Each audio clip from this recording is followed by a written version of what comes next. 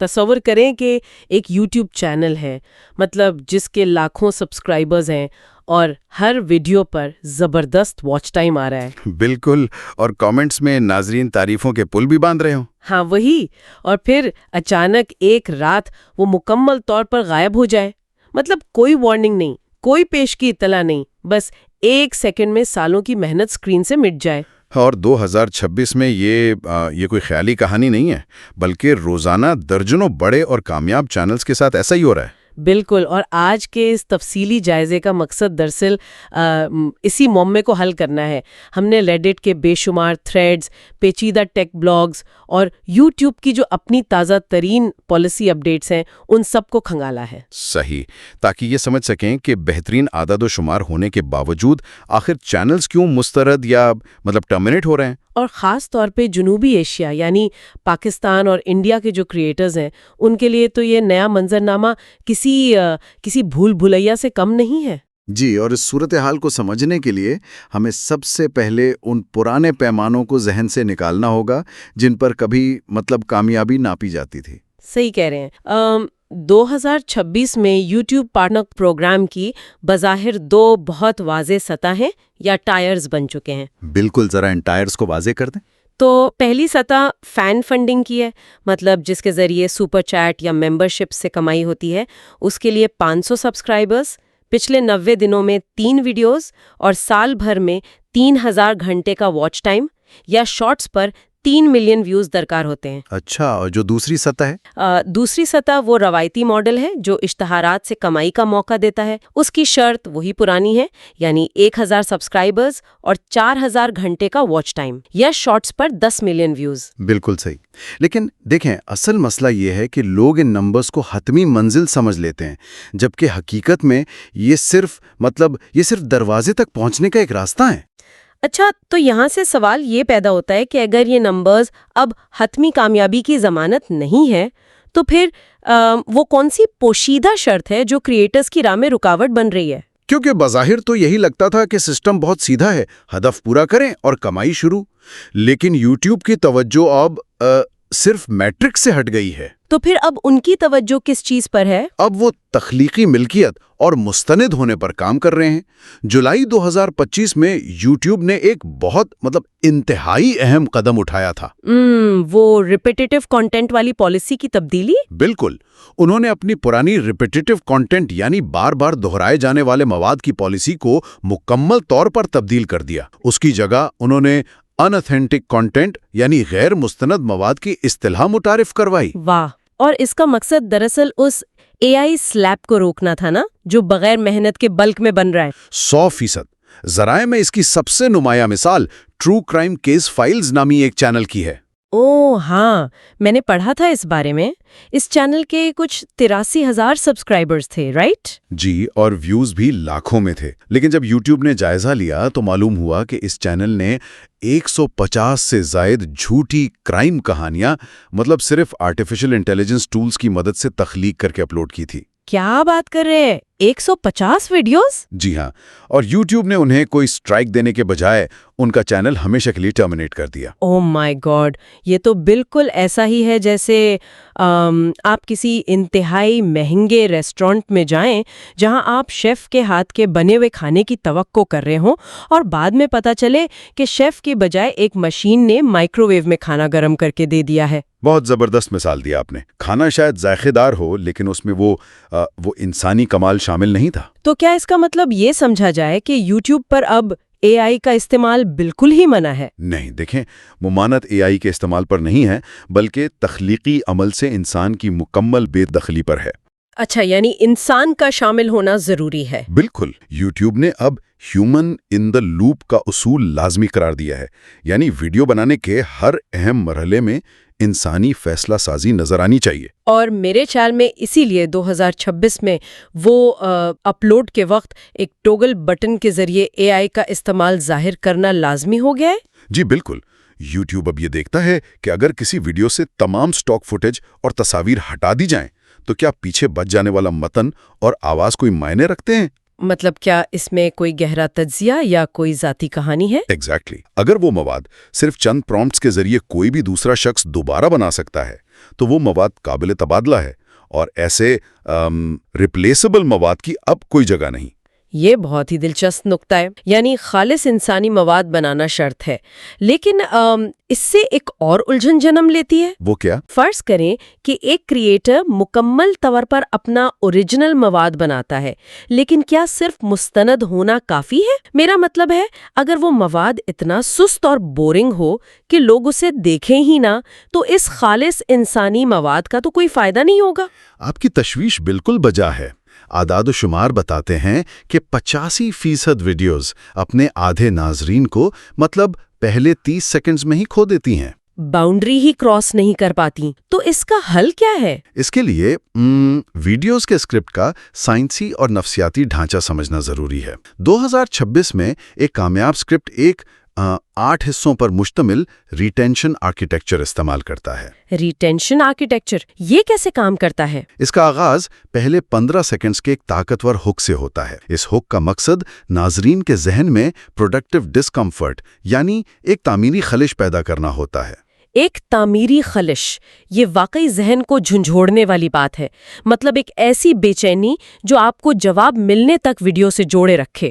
بالکل، اور پھر طویل ویڈیوز میں ناظرین کی توجہ کو بھٹکنے سے روکنے کے لیے ہر 60 سیکنڈ بعد پیٹرن انٹرپٹس استعمال کیے جاتے ہیں۔ پیٹرن انٹرپٹس یعنی ہر 60 سیکنڈ بعد کچھ تبدیل کرنا؟ جی، جیسے کیمرہ اینگل بدلنا یا کوئی بی رول فوٹیج دکھانا۔ اس سے دماغ کی اکتاہٹ دور ہوتی ہے اور دیکھنے والے کی توجہ بھٹکتی نہیں۔ لیکن ایک منٹ، اگر کوئی شخص ہر 60 سیکنڈ بعد اینگل بدلنے اور اتنا کیلکولیٹڈ اسکرپٹ لکھنے میں لگ جائے تو کیا اسے کریٹر کی اصل اور قدرتی آواز ختم نہیں ہو جائے گی؟ کیا ناظرین کو یہ سب نقلی محسوس نہیں ہوگا؟ دیکھیں، یہ ایک بہت عام سوال ہے، لیکن بہترین اسکرپٹ وہی ہوتا ہے جو محسوس ہی نہ ہو کہ اسکرپٹڈ ہے۔ اچھا، یعنی فلو نیچرل لگنا چاہیے۔ بالکل، یہ اصول تخلیقی صلاحیت کو محدود نہیں کرتے بلکہ اسے صحیح سمت دیتے ہیں تاکہ 10 سے 20 منٹ کی تعلیمی ویڈیو بھی تفریحی لگے۔ یہ بات تو سمجھ آ گئی۔ اب ذرا اس کہانی کے دوسرے رخ کی طرف چلتے ہیں۔ فرض کریں کہ کسی نے ایک زبردست مستند اور ہائی ریٹینشن ویڈیو بنا لی اور لاکھوں ویوز بھی آ گئے۔ جی، پورا اورنگیا۔ لیکن جنوبی ایشیا میں اصل مسئلہ پیسے کمانا نہیں ہے، بلکہ وہ پیسے اپنے بینک اکاؤنٹ تک لانا ہے۔ مطلب یہ تو ایک بیوروکریسی کی دیوار سے سر ٹکرانے والی بات ہے۔ بالکل، یہاں کریٹرز کا سامنا دفتری پیچیدگیوں سے ہوتا ہے۔ سب سے بڑا مسئلہ تو گوگل ایڈسنس کے فزیکل پن کوڈ کا ہے۔ ہاں، پاکستان اور انڈیا میں وہ پن تو اکثر پہنچتی ہی نہیں ہے۔ بالکل نہیں پہنچتی۔ اس کا ایک ہیک یہ ہے کہ ہر 3 ہفتے بعد پن دوبارہ اپلائی کی جائے۔ اچھا، تو انتظار کرنے کے بجائے بار بار اپلائی کریں؟ جی، 4 دفعہ اپلائی کرنے کے بعد مینول ویریفیکیشن کا آپشن کھل جاتا ہے۔ وہاں آپ اپنا شناختی کارڈ، جیسے پاکستان میں CNIC یا انڈیا میں آدھار کارڈ اپلوڈ کر کے ویریفائی کروا سکتے ہیں۔ لیکن اس میں شرط یہ ہے نا کہ نام اور پتہ بالکل یکساں ہو اور انگریزی میں ہو۔ بالکل 100%۔ ایک سپیلنگ کی غلطی بھی ویریفیکیشن اڑا سکتی ہے۔ یہ تو ایسا ہے جیسے کوئی لاٹری جیت لے لیکن اس کا ٹکٹ ڈاکخانے میں ہی گم ہو جائے۔ اور پاکستان کے حوالے سے جو FBR کے مسائل ذرائع میں بتائے گئے ہیں وہ تو اور بھی پریشان کن ہیں۔ جی، FBR کے نئے قانون یعنی SRO 545 کے تحت جس چینل کے 50,000 سے زیادہ سبسکرائبرز ہیں ان پر 195 روپے فی 1000 ویوز کے حساب سے آمدنی فرض کر لی جاتی ہے۔ مطلب اگر کوئی مہینے کے صرف $100 بھی کما رہا ہے تو سسٹم اس پر بھاری آمدنی فرض کر لے گا۔ بالکل، اور جو فری لانسرز ہیں ان کے لیے 1% فائنل ٹیکس ہے جس کے لیے بینک کو 9186 PRC کوڈ درکار ہوتا ہے۔ اور میرے خیال میں اگر یہ کوڈ نہ ہو تو بینک پیسے روک بھی سکتے ہیں۔ ذرائع میں UBL کا ذکر تھا کہ وہ قدرے بہتر سہولیات دے رہے ہیں۔ جی، کچھ بینکس بہتر ہیں لیکن مسئلہ بہرحال موجود ہے، اور انڈیا میں بھی حالات مختلف نہیں ہیں۔ وہاں W8 BEN فارم کا مسئلہ ہے۔ وہ امریکی ٹیکس فارم جس کا ذرائع میں ذکر تھا۔ بالکل، اگر انڈین کریٹرز وہ فارم صحیح طریقے سے پر نہ کریں تو عالمی آمدنی پر سیدھا 24% ٹیکس کٹ جاتا ہے۔ 24%؟ یہ تو بہت زیادہ ہے۔ جی، لیکن صحیح فارم بھرنے سے امریکہ سے آنے والے ویوز پر صرف 15% ٹیکس کٹتا ہے۔ تو کریٹرز کو صرف کانٹینٹ پر نہیں بلکہ اپنے کاغذی کام اور بینکنگ قوانین پر بھی پوری توجہ دینی چاہیے۔ واقعی، ورنہ ساری محنت رائے گاں جا سکتی ہے۔ ٹیکس اور پن کے مسائل تو خیر حل ہو سکتے ہیں، لیکن ذرائع میں ایک ایسی غلطی کا ذکر ہے جو اگر ہو جائے تو آپ یوٹیوب سے ہمیشہ کے لیے باہر ہو سکتے ہیں۔ آپ کا اشارہ ایسوسیٹڈ بینز اور ڈیجیٹل فنگر پرنٹنگ کی طرف ہے؟ بالکل، یہ جو سٹیپ 2 کا ایرر آتا ہے، اس کے بارے میں کچھ بتائیں۔ دیکھیں، 2026 میں یوٹیوب کا سسٹم بہت ایڈوانس ہو گیا ہے۔ ڈیجیٹل فنگر پرنٹنگ کے ذریعے وہ آپ کا I P address, recovery email, device I D اور حتیٰ کہ گھر کا پتہ بھی پرانے اکاؤنٹ سے جوڑ لیتا ہے۔ یعنی اگر ماضی میں کوئی چینل ٹرمینیٹ ہوا ہو تو نیا چینل بھی خطرے میں ہے۔ بالکل، الگورتھم فوراً پہچان لیتا ہے اور نئے چینل کی مونیٹائزیشن پر سٹیپ 2 کا ایرر آ جاتا ہے۔ اس پر مجھے وہ ریڈٹ والی کہانی یاد آ رہی ہے۔ ایک شخص نے تجرباتی طور پر اپنا سیکنڈری چینل بنایا اور پھر اسے خود ہی ڈیلیٹ کر دیا۔ ہاں، وہ بہت مشہور تھریڈ تھا۔ مطلب اس پر کوئی سٹرائک نہیں تھی، لیکن یوٹیوب کے سسٹم نے اسے مشکوک سمجھا اور اس کی مین چینل کی مونیٹائزیشن بھی اڑا دی۔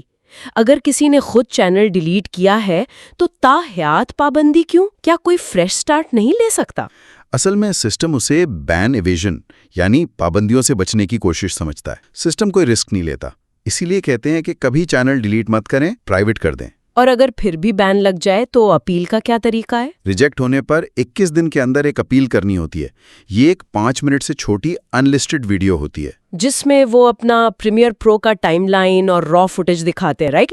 بالکل، ساتھ میں وائس اوور کا ثبوت دینا ہوتا ہے تاکہ ثابت ہو سکے کہ مواد واقعی انسان نے بنایا ہے، اور اگر اپیل مسترد ہو جائے تو 90 دن انتظار کرنا پڑتا ہے۔ یا پھر کسی اور فیملی ممبر کے نام اور نئی ڈیوائس پر بالکل نیا ایڈسنس بنانا پڑتا ہے۔